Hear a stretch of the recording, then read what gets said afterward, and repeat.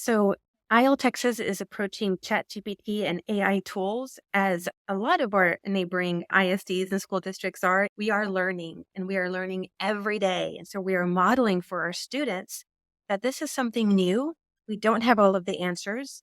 However, we are continuously reading up on and becoming informed stakeholders on the tools and how we could use the tools to help kids. You're listening to the smartsocial.com podcast. I'm your host, Josh Ochs. This is our District Talk segment where we interview district leaders to learn how they're keeping students safe on social media so those students can someday shine online.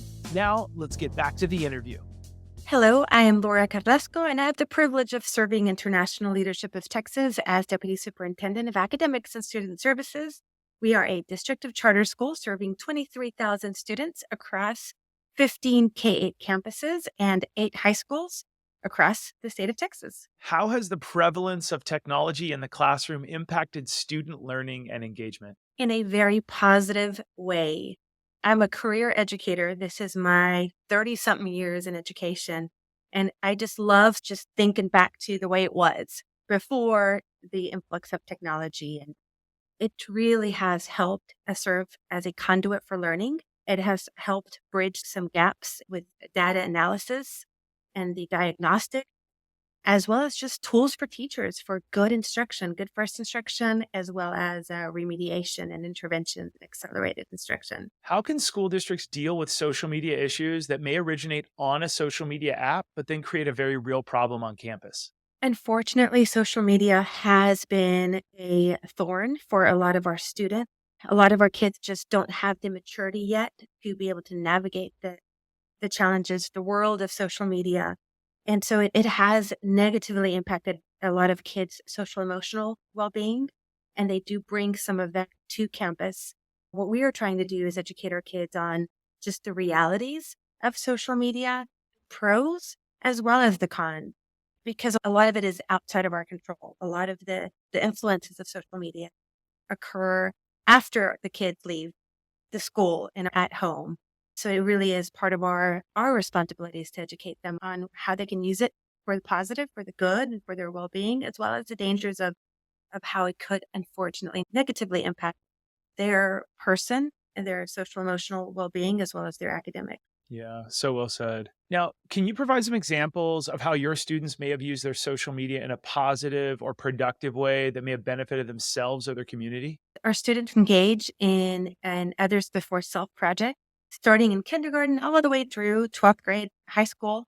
We have been able to leverage on social media to showcase some of these Others Before Self projects and service learning projects. Additionally, social media has been a platform. So one of my favorites is with college acceptances and the college application process. Instagram, for example, all of our campuses have a student run account where they're posting some of the college acceptances, the challenges, the tips from student to student on navigating this process. In the age of one-to-one, how are you preparing students for positive technology use both in the classroom and at home? First of all, we are making sure that our teachers have the right professional development and tools so that they are able to use the one-to-one technology as a conduit for learning and as a platform through which they can use the technology as an instructional material and tool. Part of that is educating the student, setting the parameters so they know the intent and purpose of the technology, what they can and can't use the technology for. And a lot of that is within the classroom, but then also is teaching our kids that when they leave school and they take their Chromebook with them, the appropriate use of and making sure that they are leveraging on this to complete the assignments, to become informed students and use and access all of the digital tools and instructional materials. How have you been successful in increasing parent engagement to help keep students safe on social media? We have hosted some parent information sessions. So we first started with a parent university when COVID hit. Truthfully, that's what first initiated the parent university, is to educate our parents on some of the tech tools and the technology platforms that we use in our schooling. But since then, we have continued some of the parent programs. We have shifted a little bit, in some cases, serious topics around social media and the negative and the positive impact that it can have on students' well-being and the parents' role with supervising and supporting their kids, to just some webinars on some of our platforms. For example, we had one looking specifically at math and how the parents can help their kids with our math curriculum and then some of the technology tools that they have available to them. Are there any stories that might come to mind about any social media incidents you've been able to get in front of or maybe even avoid by being proactive? With social media, we know sometimes our kids see something before we do. And so we've really encouraged our students and our parents and our faculty and staff and community members see something, say something.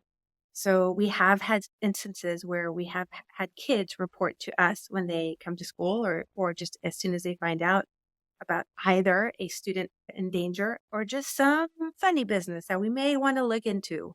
It's always difficult, right? Oh, we Yeah. we avoided this. Well, how do you know what you avoided? But a lot of schools like yourself and districts are trying to get ahead with those newsletters, see something, say something, educate parents. So good job. What would your advice be to educators and administrators to work together to create a culture of digital safety and responsibility in their schools? For my peers and fellow educators, my message is, well, first of all, technology, whether it's artificial intelligence or some of these tech tools, they are here to stay.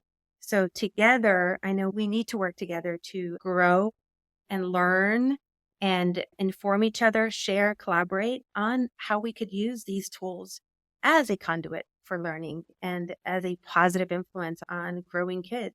Now, what's your biggest social media concern for the future? Misinformation. And fortunately, just about anybody can post anything. So we are having to educate our kids to be very mindful and careful with what they see.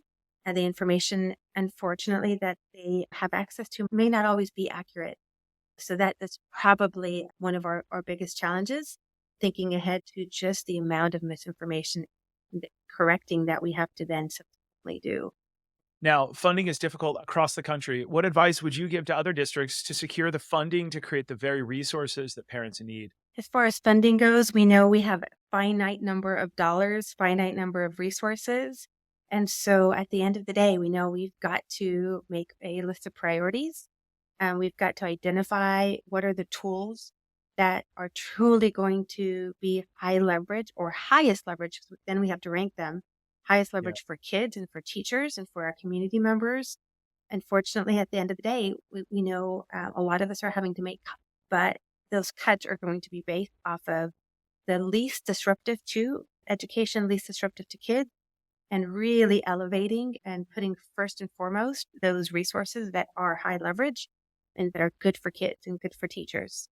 How is your school district approaching AI tools like ChatGPT? So IL Texas is approaching ChatGPT and AI tools as a lot of our neighboring ISDs and school districts are, is we are learning and we are learning every day. And so we are modeling for our students that this is something new. We don't have all of the answers. However, we are continuously reading up on and becoming informed stakeholders on the tools and how we could use the tools to help kids and similarly, just some cautionary tidbits as well as we're learning together on what to steer clear from and what to look out for, as well as first and foremost is how we could leverage on these incredible tools for kids' growth and development and learning. Are there any positive use cases you've heard of from students or teachers around AI tools like ChatGPT? When it comes to AI tools such as ChatGPT, I know our teachers and our kids are excited about the efficacy of being able to very quickly generate ideas and get some almost mentored text in front of kids, whether it's letters or stories, fiction, even some nonfiction.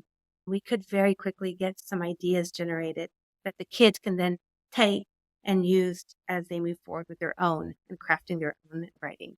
Now, with regards to ChatGPT and other AI tools, are you changing any of your techniques for grading students or maybe even the types of assignments being used in the classroom?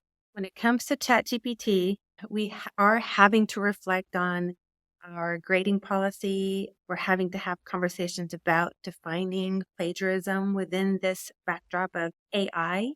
At the end of the day, though, we focus on integrity. We focus on making sure that our kids, as we are preparing students for exceptional leadership roles in the international community as part of our mission, we know kids have to make good choices. They know that they have to be honest. Integrity is part of what we teach and educate our kids around. And so, as long as they're using it to generate ideas and within the scope of work of what the assignment entails, it could be such a positive tool. However, the word of caution is when they cross that line of integrity or the sometimes slippery slope around what is somebody else's work and what is mine.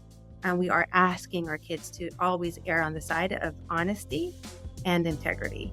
Thanks for listening to our smartsocial.com podcast. I'm your host, Josh Ochs. This was our District Talk segment where we interview school district leaders to learn how they're keeping students safe on social media so those students can someday launch into their future by shining online.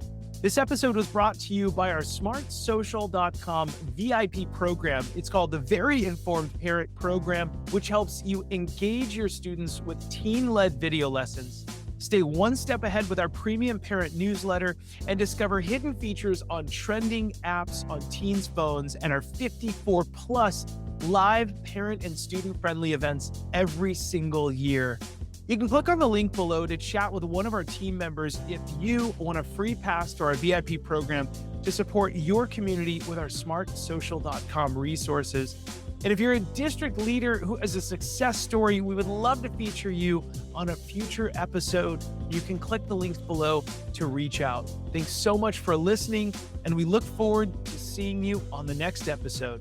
Have a great day.